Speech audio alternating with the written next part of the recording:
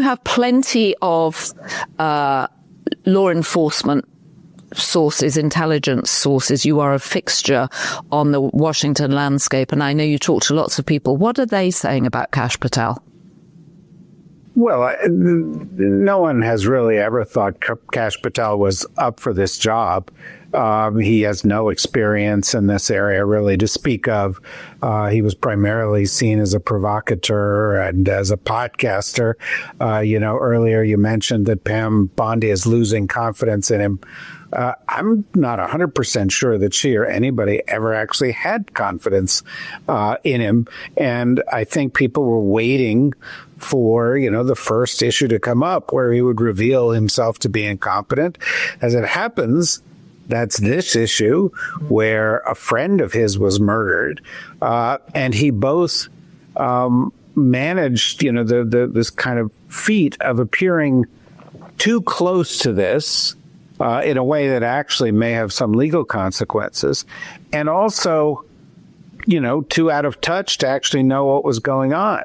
And so, he within the FBI, of course, over the course of the past couple of weeks, as, people have seen, or months even, as people have seen the firings that have gone on because people were involved, for example, in the January 6th investigations, there is a huge amount of resentment among FBI agents towards Kash Patel. And that's only been compounded. He and Bongino got onto a call, which I think you've reported about at The Beast, to say, you've got to find the guy. There's a lot of pressure on us. And it was profanity laden. And that also alienated more people within the FBI to think that he's not competent because he's not competent. That's a rather depressing conclusion. I mean, can I just, having covered many of these types of events, not perhaps as big as Charlie Kirk, but certainly having covered crimes in states across the country, I mean, I have some sympathy for law enforcement because this isn't always very straightforward who's done it. I mean, yes, there was a picture. I mean, Kash Patel seemed absolutely furious that they hadn't shown him the picture as soon as they had it, and they'd obviously delayed giving it to him. But they did release the photo, which carries its own burden because often people come up with false leads, right? And they did get the guy. I mean, they may have got him because his family gave him up, but within 30 hours, the alleged killer had been taken into custody. I think the Kash Patel of this is that there is clearly, he has a major problem with his FBI agents, that they do not respect or trust him.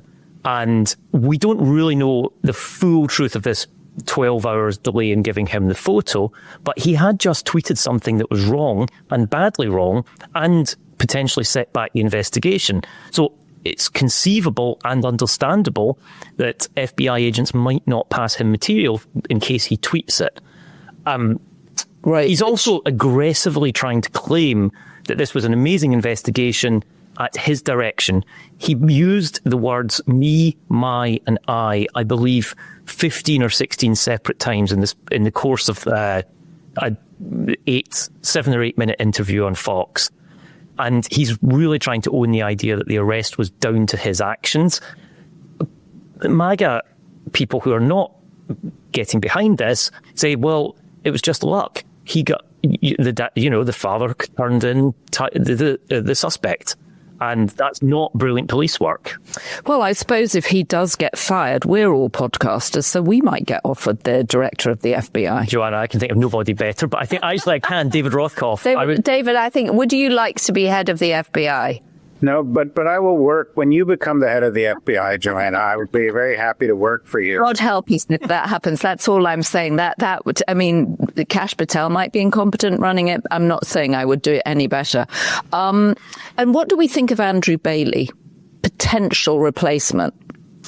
Currently sharing the job with Dan Bongino as the number 2. Well, the advantages he brings is that he is absolutely he's absolutely MAGA. There's no doubts about his loyalties. He was attorney general of a very conservative state, Missouri, where he was a very conservative attorney general, and that the ability to manage things is clearly a problem for Kash Patel and Dan Bongino. As for how he is viewed in national security circles, David, I'll defer to you on that. Yeah, David, what do you know about Andrew Bailey? Well, no, I mean, he's seen as a conservative politician. I think he's probably more in tune as a former attorney general with Pam Bondi. And Pam Bondi has, over time really solidified her relationship with Trump by demonstrating, herself to be his lawyer, following through, defending him in all things. And I think, Kash Patel got into this because he was sort of a bright light in the MAGA universe, not because he was particularly well suited to this. Whereas if Pam Bondi got to remake this in her image, a guy like Bailey makes more sense. Having said that, I don't think he's going to be extremely well trusted among most FBI agents. These purges have really done a lot of damage, and their lack of concern for the business of the FBI, sending FBI agents into Washington, D.C., for example, or putting them on to, deal with Trump administration priorities has taken them away from their core jobs. The FBI has been asked not to really track foreign, espionage in ways that it did in the past. Other things that have been extremely important to the FBI and are extremely important to the national security community have gotten shunted aside because their agenda is political. And I don't think putting Bailey in this position is going to diminish skepticism that much. Although, having said that, Kash Patel is a terrible choice. And, Bailey is somewhat more competent. So we're going to go from the bottom of the barrel to a little above the bottom of the barrel. Is there anything in Kash Patel about him claiming that the reason he tweeted out, and I totally get that he tweeted out the wrong thing, but his argument that we are trying to be transparent, we're trying to tell people what's going on? I think there are two answers. There's many answers to that. There's two answers to that. And one is, that sounds like a good idea. It sounds like a helpful idea. Transparency is a great thing. The other answer is that the FBI are the premier law enforcement organization, maybe in the world, because you trust them. You trust that what they say is true. And one of the big problems that Pam Bondi and her prosecutors, specifically in Washington, D.C., are finding is that they can't get indictments past grand juries on their chosen causes. And the diminution of trust in the FBI is extremely dangerous. And the reason not to be transparent in real time is because you need to be sure it's true and it's right and it's accurate, because people need to trust the FBI. And if people stop trusting the FBI, then they can't, it attacks the basis of prosecutions. It's a difficult path to go down for an organization that spent, David, you will have far greater historical context on this than I do, but 50 years ago, it was in a disgraceful position after J. Edgar Hoover and after Nixon. And it really has clawed its way back and made itself an organization people trust. Yeah, it certainly has improved its reputation from the days of J. Edgar Hoover. But having said that, reputations are easily destroyed. And when you have an FBI director who's going out and spreading things that aren't true, he says it's transparency, but it's not transparency if what you're saying is a lie, right? It's not, just giving words doesn't create transparency. You actually have to give perspectives on the truth. And they've tried to be ahead of this story for political reasons. And that continues to be an issue. I thought it was quite interesting that Governor Cox of Utah yesterday spent a lot of his time on morning shows saying we don't know what the motive is yet. Whereas Patel and these others have been trying to attribute a motive, trying to say that this is political, I mean, J.D. Vance took over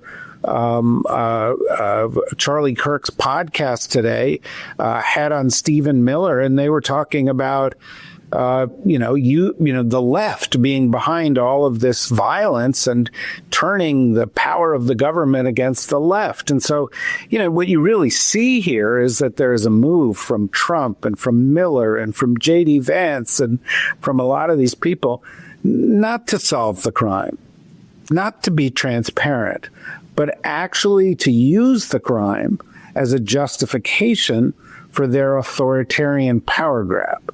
And the real story this week is not mourning Charlie Kirk. It's how is this administration going to use the death of Charlie Kirk as an excuse to overreach, to target their enemies, to gain more and more executive powers. That it's a trigger. If it's not quite the Reichstag moment some people are calling it, it's the same exact game where you look for an excuse to grab power. And that's what's going on right now.